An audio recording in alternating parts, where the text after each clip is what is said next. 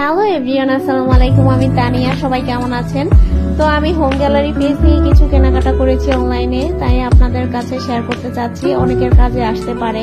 আমি এখানে কিছু হ্যাঙ্গার নিয়েছি। এই হ্যাঙ্গার গুলো দেওয়ালে ছিদ্র করে লাগাতে হয় না, এগুলো হচ্ছে দরজার উপরে ঝুলালেই হয়ে যায়। তাই আমি এগুলো নিয়েছি, কারণ এগুলোতে একটু ঝামেলা কম আছে। আর হচ্ছে আমি নিয়েছি জায়নামাজ রাখার জন্য একটা হ্যাঙ্গার, আর টুকটাক কিছু জিনিসপত্র নিয়েছি আর কি। তো এগুলা কিভাবে রাখতে হয় সেটা আমি দেখাবো।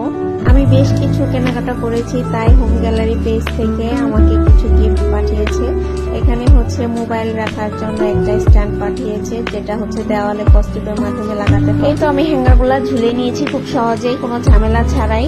আমি এখানে শুধু উপরে দরজার সাথে একটা হুকের মতো আছে, এটা ঝুলিয়ে দিয়েছি, ব্যাস হয়ে গেল।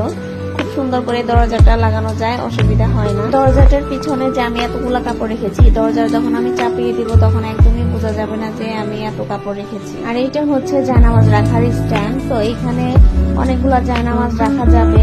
এখানে 3টা শীট দেওয়া আছে জায়নামাজ রাখার জন্য, আর চাইলে এইভাবে তসবি এখানে ঝোলানো যাবে।